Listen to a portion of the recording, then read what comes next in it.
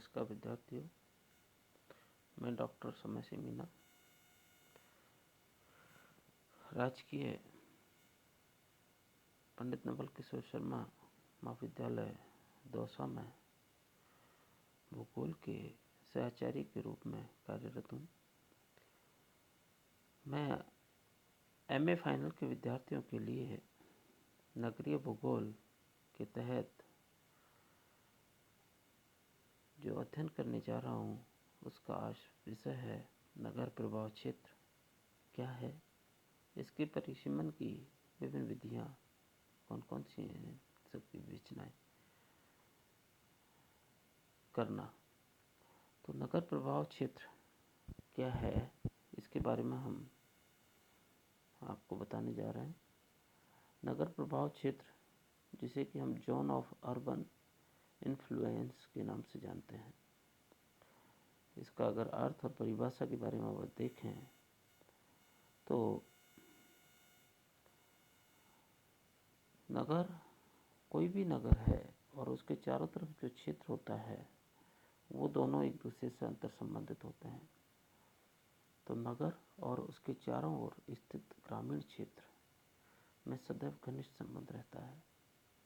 सर्वाधिक महत्वपूर्ण नगरीय कार्य वे हैं जो कि कोई नगर उससे संलग्न क्षेत्र, चाहे वो शहरी हो चाहे वो ग्रामीण हो, दोनों ही प्रकार के लिए संपन्न करता है। प्रत्येक नगरीय अधिवास अपने संलग्न क्षेत्र को न्यूनाधिक या कम या ज़्यादा रूप से प्रभावित अवश्य करता है। प्राय एक नगर का प्रभाव क्षेत्र उसके आकार के अनुपात में होता है।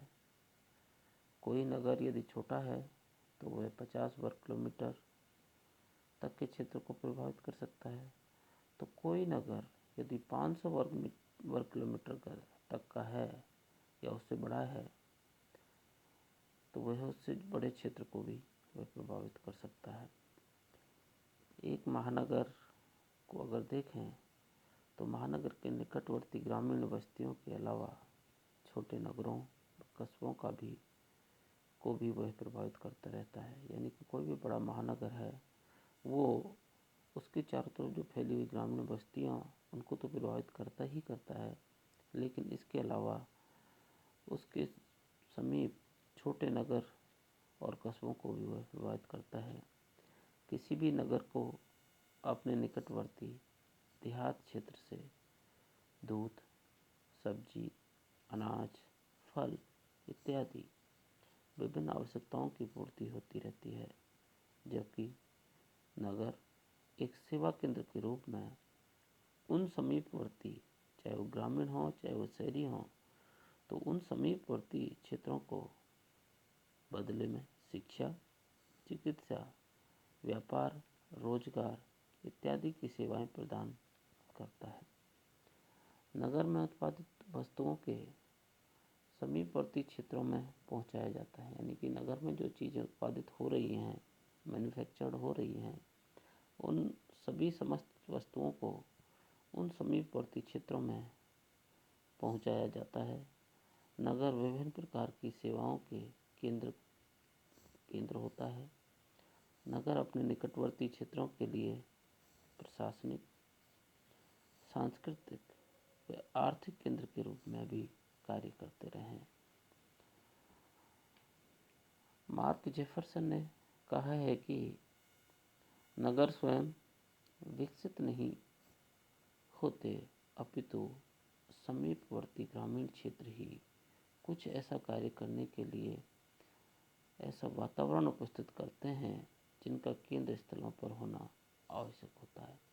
जेफरसन महोदय कहता है कि नगर स्वयं विकसित नहीं होते हैं, लेकिन उनको विकसित करने में जो समीपवर्ती ग्रामीण क्षेत्र है वो उन केंद्रों को कुछ ऐसा कार्य करने के लिए ऐसा वातावरण या ऐसा माहौल उपस्थित कर देता है जिसका कि केंद्र स्थल पर वो कार्य होते हैं और उन कार्यों के माध्यम से वे स्वयं भी उनका फ़ायदा उठाते रहते हैं।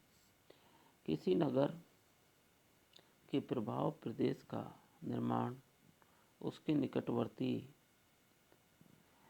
स्थित उन क्षेत्रों से होता है जो कि सामाजिक आर्थिक दृष्टि से उसे नगर से संबद्ध होते हैं। वास्तव में किसी नगर का आर्थिक और सांस्कृतिक प्रभाव मंडल होता है। सामान्य रूप से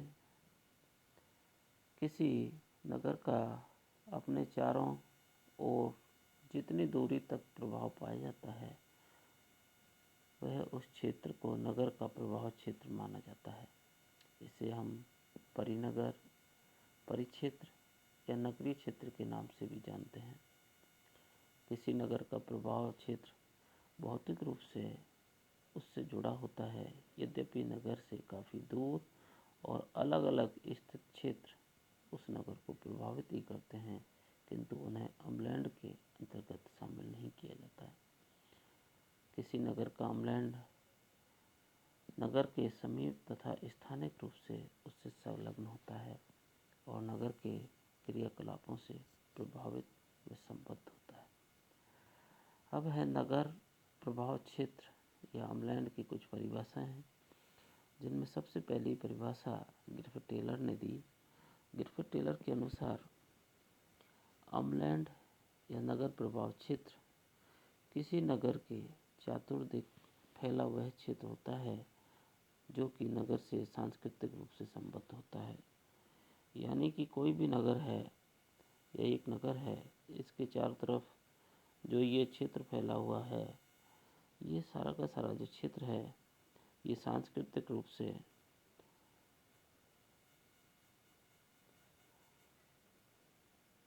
उस नगर से, यानी कि इस नगर से ये सांस्कृतिक रूप से जुड़ा हुआ है। तो ये तो हुआ नगर और ये हुआ उसके चारों तरफ का जो फैला हुआ क्षेत्र।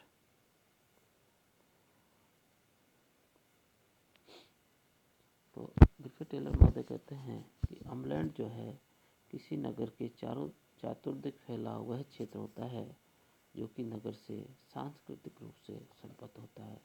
यानी कि सांस्कृतिक रूप से जो भी गतिविधियाँ होती हैं वो उस नगर से जुड़ी रहती हैं, या नगर के चारों तरफ फैली हुई जो गतिविधियाँ होती हैं वो चाहे वो सांस्कृतिक हों, वो उस नगर से संबंधित होती हैं।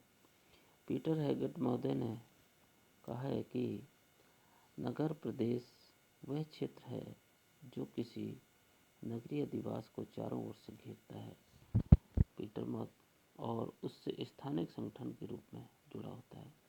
नगर प्रदेश जो है वो एक ऐसा क्षेत्र होता है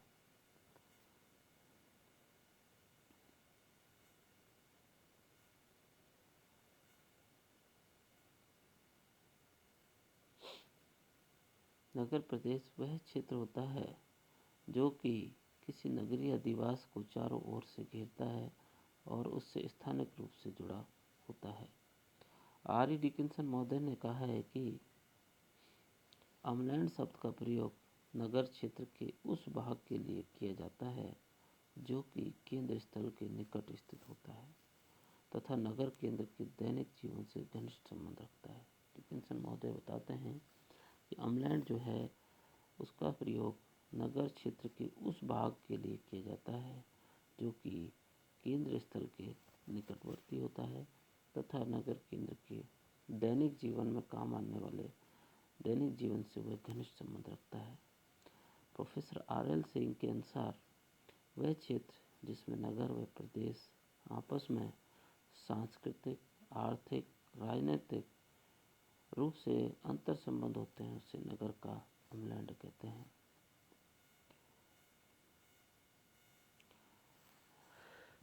जी. स्मिथ के अनुसार एक कस्बे या नगर के चतुर्दिक विस्तृत वह क्षेत्र जिस पर नगर केंद्र का सांस्कृतिक, सामाजिक और आर्थिक प्रभाव सर्वाधिक होता है प्रभाव क्षेत्र कहते हैं। इस क्षेत्र के निवासी अधिकांश सेवाओं के लिए नगर केंद्र पर निर्भर होते हैं।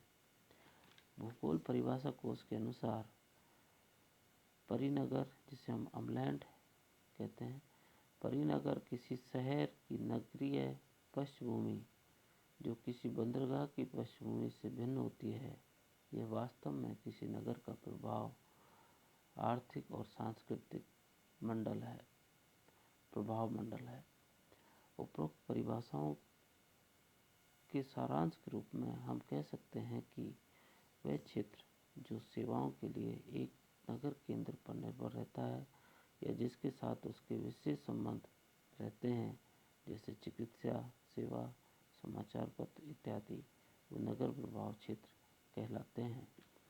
तो इस प्रकार से कोई भी नगर है वह चारों तरफ से उसके चारों तरफ जो क्षेत्र है उससे प्रभावित रहता है, उससे सांस्कृतिक रूप से जुड़ा रहता है, आर्थिक रूप से जुड़ा रहता है, सांस्कृतिक, आर्थिक, राजनीतिक रूप से वो गतिविधियों से वो परिक्षेत्र जो है उससे जुड़ा रहता है।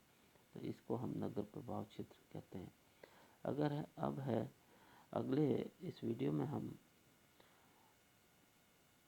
प्रभाव क्षेत्र के विभिन्न नामों से उसके अर्थ को जानते हैं। इस प्रभाव क्षेत्र को जो केंद्र बिंदु के समीपवर्ती क्षेत्र होता है और वह नगरीय केंद्र की सेवा करता है जिसके द्वारा वह स्वयं भी सेवाएं प्राप्त करता है, उसे हम अनेक नामों से जानते हैं, जैसे अम्लैंड, नगर प्रदेश, खिंचाव क्षेत्र, नगर पृष्ठ प्रदेश, नगर प्रभाव का घेरा, सहायक क्षेत्र, नगरीय क्षेत्र, ग्रंथिल प्रदेश, व्यापार क्षेत्र और प्रभाव क्षेत्र इत्यादि। अगले इस वीडियो में हम इन शब्दों को विस्तार से जानने का प्रयास करेंगे। नमस्कार।